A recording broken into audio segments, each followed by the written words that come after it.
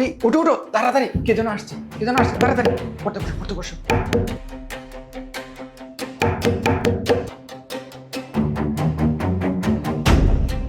Sir আসতে পারি? হ্যাঁ হ্যাঁ, আসো আসো, এখানে বসো।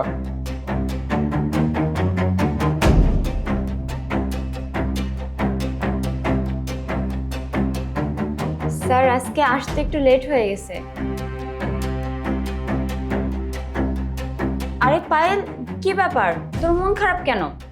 স্যার কি তোকে বকা দিছে? আর বলো না, গতকাল পড়া দিয়েছিলাম সেটা শিখিনি, তাই একটু বকা দিয়েছিলাম।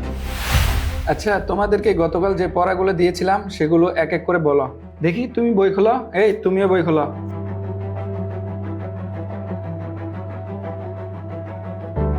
শরীফ, আজকে তুমি স্কুলে ক্লাস করাতে যাবে না?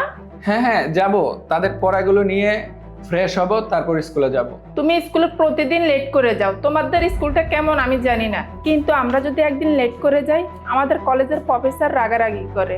আরে তোমরা হচ্ছে বিসিএস অফিসার, তোমাদের সাথে আমাদের তুলনা হয়? যাও যাও, ক্লাসে যাও, আমি আসতেছি। আচ্ছা ঠিক আছে, আমি চলে যাচ্ছি। স্যার, আপনাদের সংসারটা কত সুন্দর, দুজন মিলে চাকরি করেন, মাস শেষে দুজনই বেতন পান, কত সুন্দর হাসি খুশিতে আপনাদের সংসারটা চলে যাচ্ছে, তাই না? হ্যাঁ হয়েছে, এত পাকা পাকা কথা বলতে হবে না, মন দিয়ে পড়ো।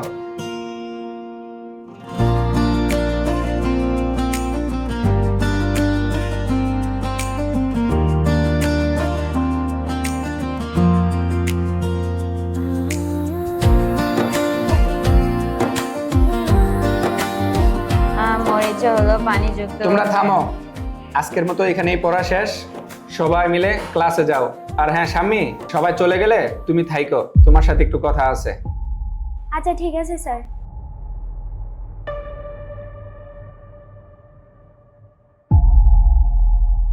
স্বামী তুমি একটু বসো, আমি ফ্রেশ হয়ে আসি। ওকে। আরে কি ব্যাপার, স্যার সবাইকে পাঠিয়ে দিয়ে আমাকে একা থাকতে বললো, বুঝলাম না। ও তুমি এখনো বসে আছো? আমার আসতে একটু লেট হয়ে গেছে। তুমি তো পড়ালেখায় একটু ডাউন, তুমি যদি চাও তাহলে আমার মাধ্যমে তোমার রেজাল্টটা ভালো করতে পারবে। স্যার আপনার কাছে পড়তে আসছি তো রেজাল্ট ভালো করার জন্য। তুমি যদি রেজাল্ট ভালো করতে চাও, ক্লাসের 1 নাম্বার হতে চাও, তাহলে সব সময় আমার কথা শুনতে হবে। জি স্যার, আমি আপনার সব কথা শুনবো, আপনার কথা মতো চলার চেষ্টা করবো। আরে তুমি যেটা ভাবছো সেটা না, আমি অন্য কিছু চাইতেছি। আরে স্যার আপনি আমার হাত ধরলেন কেন? দেখেন স্যার, এমন করলে আমি আর আপনার কাছে পড়তে আসবো না। আরে আরে দাঁড়াও, আমার কথাটা তো শোনো।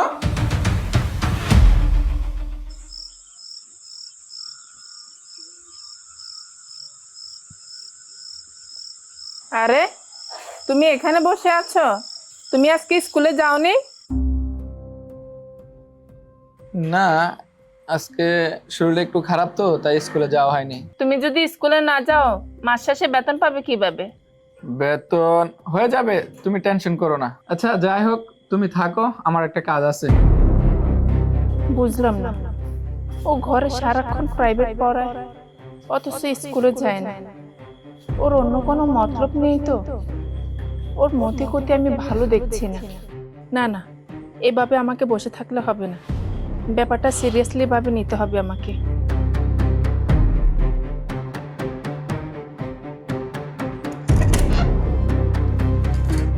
ও তুমি শুয়ে পড়ছো? তুমি কি ফোনে কারোর সাথে কথা বলছো? আরে না, কার সাথে কথা বলবো? আচ্ছা তুমি উঠে বসো, তোমার সাথে আমার কিছু কথা আছে। আর হ্যাঁ, কি বলবা বলো।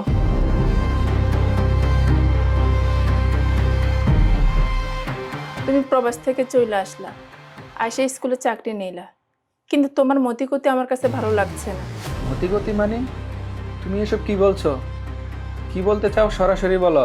তুমি প্রবাস থেকে এসে স্কুলে চাকরি নিয়েছো, বাসায় টিউশনি করাচ্ছ, মেয়েদের সাথে তুমি কি নাকি কি করছো, অনেকে বলা বলি করছে। তবা তবা, তুমি এসব কি বলছো? প্রবাস থেকে এসে আমি টিচারের চাকরিটা এজন্যই নিয়েছি যে চাকরিটা একটা সম্মানের। আর তুমিও তো একজন কলেজের টিচার, আর টিচারের চাকরিটা কতটা সম্মানের সেটা তো তুমি বুঝো। মানুষ কি বলে আর না বলে সেটা কান দিয়ে লাভ নাই। মানুষ যেটা বলছে আমিও চাই সেটা মিথ্যে হোক, তুমি এমন কোনো কাজ করো না যেটা দুজনের মান সম্মান নষ্ট হয়। আরে পাগল, আমি কি ছোট নাকি? আসো শুয়ে পড়ো, কালকে ক্লাসে যেতে হবে। আচ্ছা ঠিক আছে। কি ব্যাপার পায়েল, আজকাল তো তোর কোনো খবরই পাওয়া যায় না। মনে হয় তুই অনেক ব্যস্ত, তাই না? তোর সাথে কিছু কথা ছিল। হ্যাঁ আপু, বলো কি বলবো। স্যার দেখলাম তোকে অনেক কেয়ার করে। এই যেমন ধর, আমাদের সবাইকে পাঠিয়ে দিয়ে তোকে একা বাসার ভিতরে রাখে। তোকে মনে হয় বেশি বেশি পড়াশোনা করায়, তাই না? আচ্ছা বলতো, কি এমন বলে স্যার যে আমাদেরকে সবাইকে পাঠিয়ে দেয়, তোকে পার্সোনাল বলে? আপু আমি জানি, আমি বলবো। এই চুপ কর, তোকে জিজ্ঞাসা করেছি, তুই এত কথা বলিস কেন? হ্যাঁ আরে বাদ দে না, এত কথা বলছিস কেন? পড়তে এসে তোরা এই বক বক শুরু করে দিস। আসলে তোরা মেয়ে মানুষ, দুই তিনটা যদি এক জায়গায় ঘুষ না, মাছের বাজার লাগাই দিস। তোদের স্বভাবই এরকম, কি আর বলবো, তোদেরকে নিয়ে আর পারিনি। এই যে স্যার আসছে, পড়। আমরা জানি যে এই কি অবস্থা তোমাদের? সবাই আসছো তো? জি স্যার, ভালো আছেন? আলহামদুলিল্লাহ, তোমরা কেমন আছো? স্যার আলহামদুলিল্লাহ। আরে কি ব্যাপার, তোমার মনটা খারাপ কেন? স্যার কালকে থেকে আমি আর পড়তে আসবো না। আরে কি হয়েছে? তোমার বাবা মা কি আসতে মানা করেছে? এই তোমরা পড়ো না কেন? পড়ো হ্যাঁ স্যার। পড়ো পড়ো। কি ব্যাপার, তুমি এখনো পড়াচ্ছ? 9টা বেজে গেছে, চলো একসাথে ক্লাসে যাই। আরে হ্যাঁ, 9টা বেজে গেছে, সমস্যা নেই। আজকে আমার ক্লাস 12টা থেকে, সামনে তাদের পরীক্ষা তো, তাই পড়াগুলো দেখাই দিতেছি। তুমি যাও। আচ্ছা ঠিক আছে, তোমার ছাত্রছাত্রী যদি ফেল করে তাহলে তো তোমারই বদনাম। আমি চলে যাচ্ছি। দেখছো তোমাদের ম্যাডাম কি বলছে? তোমরা যদি ফেল করো তাহলে আমারই বদনাম হবে, তাই মনোযোগ দিয়ে পড়ো যাতে তোমরা পাস করতে পারো। ওকে?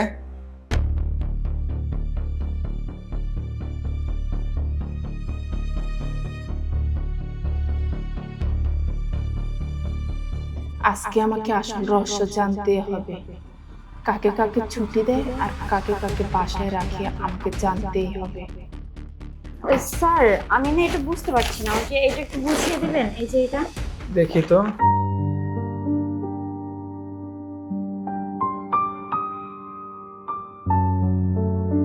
থ্যাংক ইউ স্যার, আমি এটা নিয়ে একটু কনফিউশনে ছিলাম। আচ্ছা ঠিক আছে, আজকে এই পর্যন্তই, তোমরা সবাই ক্লাসে যাও। আর হ্যাঁ পায়েল, তুমি একটু বসো, আমরা দুজন মিলে একসাথে যাব। আচ্ছা ঠিক আছে স্যার।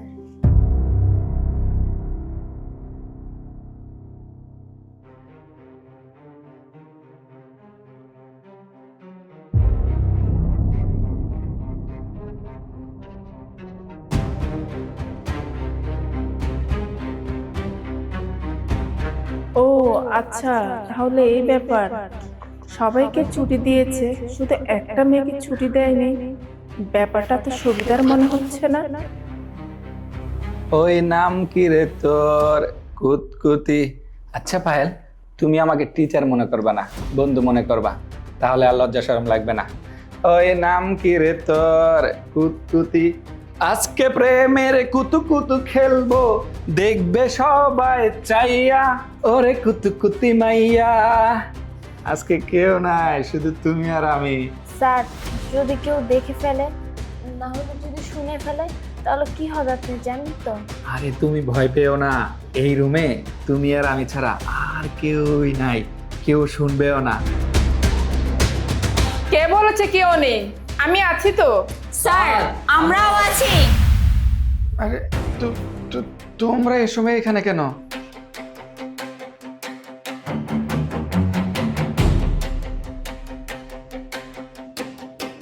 স্যার আমরা সবাইও তো আপনার কাছে প্রাইভেট পড়ি, কিন্তু আমাদেরকে আগে আগে ছুটি দিয়ে দেন আর ওকে পার্সোনালি বসিয়ে পড়ান। ওকে মনে হয় একটু বেশিই ভালোবাসেন, তাই না? না মানে আমিও ক্লাসে যাব, ফ্রেশ হয়ে যাব আর কি। ও বুঝতে পারছি, তুই ছাত্রীর সাথে পার্সোনালি ক্লাস করে, গোসল করে ফ্রেশ হয়ে তারপরে যাবি ক্লাসে, না? স্যার কয়েকদিন ধরে আপনার মতিগতি একদমই ভালো লাগছে না। আপনি ওর সাথে তো টাইম পাস করেনি, এই মেয়েটাকেও আপনি প্রস্তাব দিয়েছেন, রাজি হয়নি। তো স্যার এরকম আর কতদিন চলবে? স্যার আপনি একজন শিক্ষক, আপনাকে সম্মান করতাম, শ্রদ্ধা করতাম, কিন্তু আপনার চরিত্র যে এতটা খারাপ সেটা আমরা আগে জানতাম না। আপনার মেয়ের বয়সে একটা ছাত্রীর সাথে এই কাজটা করতে আপনার লজ্জা লাগলো না? ছি, আপনি তো শিক্ষক হয়ে ভক্ষকের মতো কাজটা করলেন। থামো তোমরা, আমাকে কিছু বলতে দাও। এই জানোয়ারটাকে আমি প্রবাস থেকে নিয়ে এসেছিলাম। এই জানোয়ারটা বলেছিল আমি একটা সম্মানের চাকরি করব। এখন সম্মানের চাকরি কি করতেছে?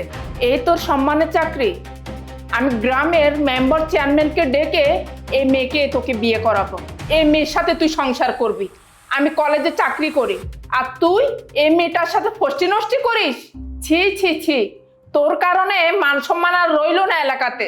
রোকেয়া, তুমি আমারে মাফ করে দাও, বিষয়টা তুমি ধামাচাপা দিয়ে দাও, আমি আর কখনো এসব কাজ করব না। না ম্যাডাম, ওনাকে কোনোভাবেই ক্ষমা করা যাবে না।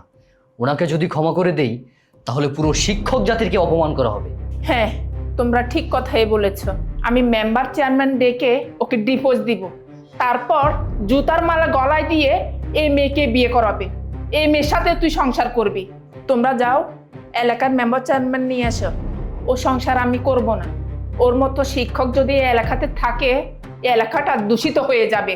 হ্যাঁ, এই সমস্ত শিক্ষককে আসলে এলাকা ছাড়া করা উচিত। এরা যদি এলাকার ভিতরে থাকে এলাকাটা দূষিত হয়ে যাবে। শিক্ষা জাতির মেরুদণ্ড, আর এদের মতো শিক্ষক যদি সমাজে থাকে তাহলে পুরো সমাজটাই দূষিত হয়ে যাবে। এদেরকে আগে এলাকা ছাড়া করতে হবে। আয়, চেয়ারম্যান মেম্বার নিয়ে আসি, তারপর তোর বিচার করতেছি। তোর মতো শিক্ষকের কোনো ক্ষমা নেই।